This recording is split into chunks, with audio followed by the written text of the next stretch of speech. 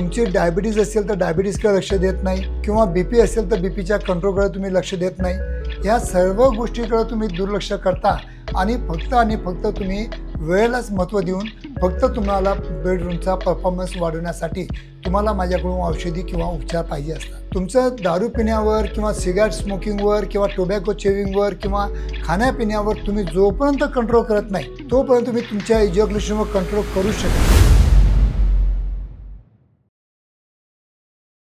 नमस्कार मित्रांनो, सर्व लोकांची जे की माझे तुम्ही लोक व्हिडिओ बघताय, तुम्ही विचार करत असता की आपलं जे लैंगिक आयुष्य आहे हे चांगलं गेलं पाहिजे आणि आपण जे लैंगिक क्रीडा करतो ते जास्तीत जास्त वेळ चालली पाहिजे अशी सगळ्यांचीच इच्छा असते। आणि त्याच विषयावर आज आपण इन शॉर्ट म्हणजे प्रीमॅच्युअर इजॅक्युलेशन बद्दल आज आपण थोडक्यात सायंटिफिक इन्फॉर्मेशन आणि वेगळ्या प्रकारे इन्फॉर्मेशन घ्यायचा प्रयत्न करूया। मित्रांनो, जे की मी तुमच्यासाठी व्हिडिओ बनवतो ते जे की तुम्ही मला माझ्या क्लिनिकमध्ये आल्यानंतर प्रश्न विचारता त्याच प्रश्नांना पकडून मी एक डेली 2 व्हिडिओ तुमच्यासाठी नक्कीच बनवत असतो। आणि मला असं वाटतं की क्लिनिकमध्ये मी खूप व्यस्त असल्यामुळे किंवा बिझी असल्यामुळे किंवा मला प्रॉपर काउन्सिलिंग करणं किंवा तुम्हाला जितकं प्रॉपर वेळ द्यायला पाहिजे तितकं मी देऊ शकत नाही, म्हणून मी हे व्हिडिओ बनवत असतो। खरोखर तुम्हाला सांगतो की जर तुम्ही फक्त माझे आणि माझे व्हिडिओ जर बघितले तरी तुम्हाला प्रॉपर नॉलेज मिळेल आणि मी काय बोलतोय तुम्ही जर समजून घेतलं प्रॉपरली तर तुमचं सेक्शुअल लाईफ तुम्ही घरच्या घरी पण तुम्ही बेटर करू शकता। तर मित्रांनो,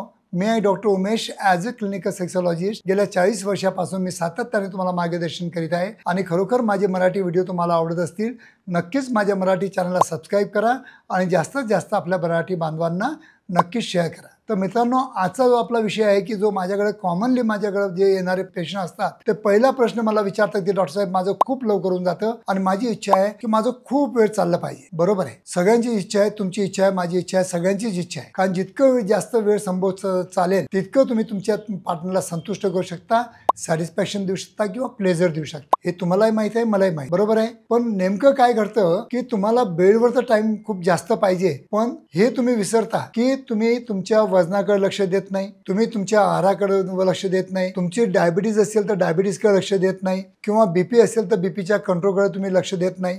या सर्व गोष्टीकडे तुम्ही दुर्लक्ष करता आणि फक्त तुम्ही वेळेलाच महत्त्व देऊन फक्त तुम्हाला बेडरूमचा परफॉर्मन्स वाढवण्यासाठी तुम्हाला माझ्याकडून औषधी किंवा उपचार पाहिजे असतात। मित्रांनो, जर तुम्हाला प्रीमॅच्युअर इजॅक्युलेशन असेल तर फक्त वन वे आपलं होणारच नाही, कारण की मी जे की काउन्सिलिंग करतो त्या काउन्सिलिंगला तुम्हाला समजून घ्यावं लागेल। कारण की ज्याप्रमाणे तुमचं दारू पिण्यावर किंवा सिगारेट स्मोकिंगवर किंवा टोबॅको चेविंगवर किंवा खाण्यापिण्यावर तुम्ही जोपर्यंत कंट्रोल करत नाही तोपर्यंत तुम्ही तुमच्या इजॅक्युलेशनवर कंट्रोल करू शकत नाही। आणि याच्या नेमके उलट तुम्ही एक काम करता की जेव्हा तुम्ही यंग एजमध्ये प्री मॅरिटल जेव्हा तुम्ही मास्टरबेशन करता किंवा तुम्ही मास्टरबेशन करताना तुम्ही 15 ते 20 मिनिटं केलेलं आहे का? नाही। तिथे तर आपण घाईमध्ये लपून छपून करतो, कोणी बघायला नाही पाहिजे म्हणून एका मिनिटात आपण आपलं वीर्य बाहेर फेकण्याचा प्रयत्न करतो ना। आणि तीच सवय आपल्याला कालांतराने आपल्या लैंगिक आयुष्यामध्ये आपल्याला खूप मोठी अडचण होऊ शकते। कारण की ज्या वेळा आपण जेव्हा दिवसातून 1 वेळा 2 वेळा 3 वेळा मास्टरबेशन करतो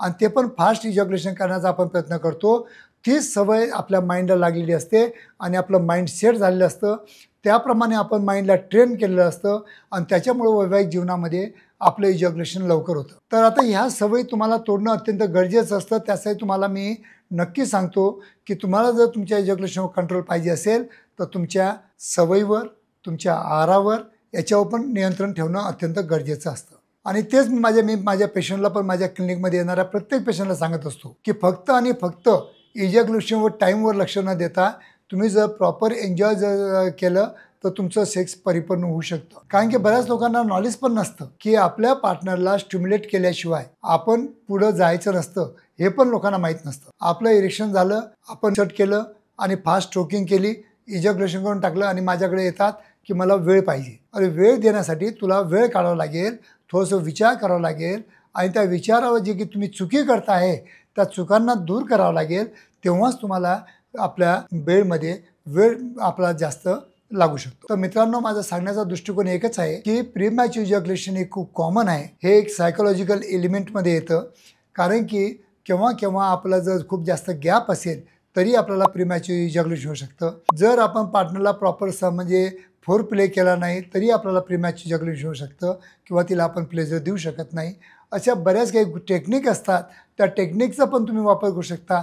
जसं मी तुम्हाला सांगतो स्टार्ट अँड स्टॉप टेक्निक आहे, स्क्वीज टेक्निक आहे, किंवा काही डिले स्प्रे असतात, काही डिले कंडम्स असतात, किंवा काही आमच्याकडे टॅबलेट असतात.